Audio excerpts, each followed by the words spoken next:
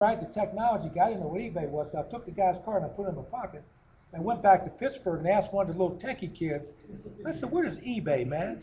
He said, oh, Mr. Strickland, that's the Electronic Commerce Network. I said, holy smokes, I met the guy that built the company. So I called him up. I said, Mr. Skull, I've come to have a much deeper appreciation of who you are, man. He said, I thought you'd figure it out sooner or later. Here's $500,000. I said, what's that for? He says, your first replication. Against all probability, Jeff Skull and I become very close friends. He's on my national board. And I was sitting in his mansion in Palo Alto one night, and I said, Jeff, what do you need me for, man? You've got $5 billion. You're 43 years old. What do you need with a black guy from Pittsburgh for with one program? He says, I think you're eBay. I think you're scalable, just like eBay. And I'm going to stick around and see if I'm right. So they gave us some money. We wrote a business plan how to go to scale. We're starting to build smaller versions of Pittsburgh. We got 3 open. Cincy, Grand Rapids, Frisco. Next slide. This is the space in Frisco before it was fixed up. Next slide. There's Jeff, Mr. eBay, Billy Wong, the director, and the kids are doing digital imaging. Next slide. This is the one that's now open in Cincinnati. We cut the dropout rate to 8% in a public school system with a 50% dropout rate, same kids. Now, it's very important that you understand this is a partnership with a school system. It is very important to know that we are advocates for public education, but there's no school system in this country that can solve this problem by themselves. They're going to need the community to surround the school system to do the right thing for these kids. So we got Rosa Blackwell, who was the president of the school board, brilliant African-American leader, said, I'm doing this. And so that's how we got the school system involved. We cut the dropout rate to 8%. Next slide. There's the space. Next slide. There's the gallery. Next slide. Digital imaging. Next slide. Training text for Toyota. Next slide. And this is the newest one. This is in Grand Rapids. The chairman of Steelcase, the furniture people, and the DeVos people, Amway, came to Pittsburgh, saw the center, and decided they wanted to build one. So they raised $6 million in 60 days. They built this thing in downtown Grand Rapids on behalf of poor kids from the Grand Rapids public school system and unemployed adults, and we've never looked back. Next slide. Now, this photographs of Dr. King taken during the last 2 years of his life until he was assassinated. Our kids printed a set of the photographs, and this is one of the permanent homes for the photographs, because we wanted these kids to know who Dr. King was. Next slide. Next slide. Next slide. That's the graphics lab. Next slide. These are some of the kids. We cut the dropout rate with this population to 5%. Next slide. And as you can see, these are the centers that are now in feasibility. Minneapolis, Columbus, Charlotte, New Haven, Boston, Chicago. Next slide. I got a book out called Make the Impossible Possible. It tells this whole story. And the point of the story is that I want to build 100 of these things in the U.S. and 100 around the world. And that'll be my contribution to this conversation. We don't own them. We don't want to own them. We want to get them set up. And I want you to understand this concept because it's really important. I'm advancing a new strategy for nonprofits. It's called cooperation. It's very revolutionary.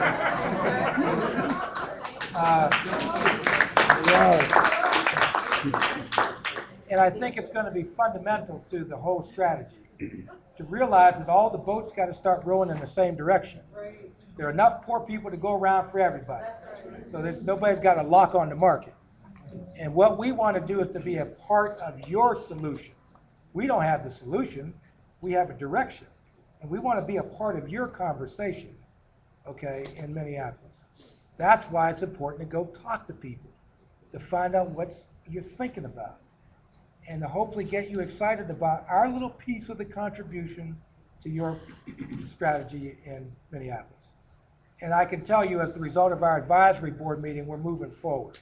We agreed an hour and a half ago that we think there's enough here now that we can legitimately stand in front of you and say that we think there's a very good probability that we'll be able to build a small training center to be a part of your conversation. Probably in the medical tech area, probably with digital with your kids. And we think that we can make a big contribution to what you're all about. So as far as I'm concerned, we feel that we're quickly going to become a part of your family. These advisors are great people. Now, I want to answer 2 more questions, and I'll answer your questions.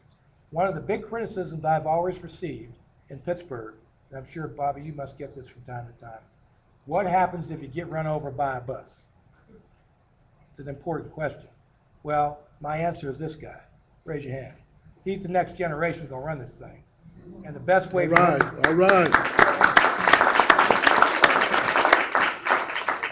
The only way to teach this stuff is to come to the meeting and understand how the process works. And Rob and Amy are going to be working with you guys. Raise your hands, folks. They're going to be some of my staff people doing some of the grunt work here in Minneapolis. But you've got extraordinary leaders here.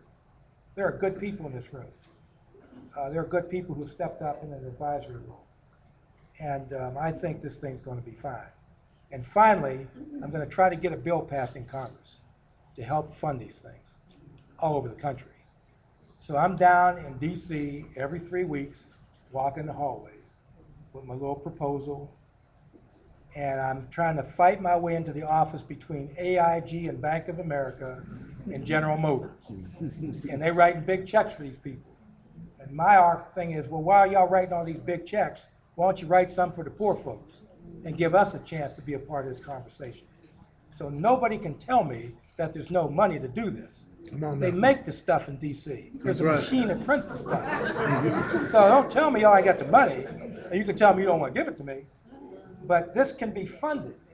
And so that there will be a federal participation, 50% of the operating support on the go forward.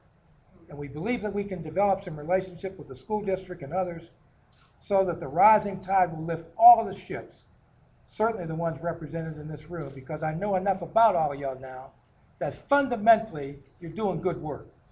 This is an issue of orchestration more than anything else. And I'm committed to this thing. And in a way, the center that I built in Pittsburgh has returned me the favor. The center's saving me now because I was pretty down last night. About 11 o'clock at night, I'm sitting there thinking, what in the world am I doing in Minneapolis, man? I can't know for any certainty that I'm going to have a center in Pittsburgh. But no one said that the job was going to be easy. They just said it was possible. And so what you've done for me is to give me the validation that I'm not wasting my life. And that's a big thing. So thank you very much. All right.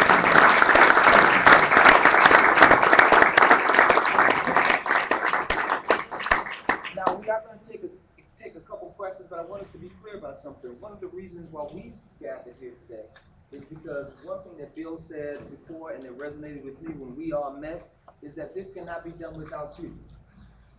Even though there's some other people that have been meeting, there's going to be an expansion of some of those groups as well. Right. Because we need to make sure that we have all the right pieces at the table, if it's going to be done.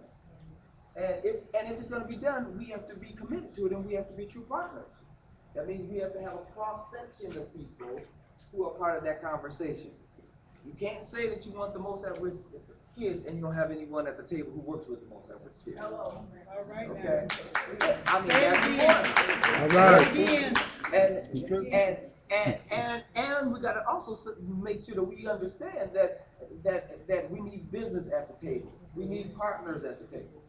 All right. And so there's that commitment there, and I wanted us to have this discussion because sometimes, unfortunately, our community is accustomed to things happening to us as opposed to us participating in what's happening. Come on now. Right? And so this is a paradigm shift. It's a paradigm shift.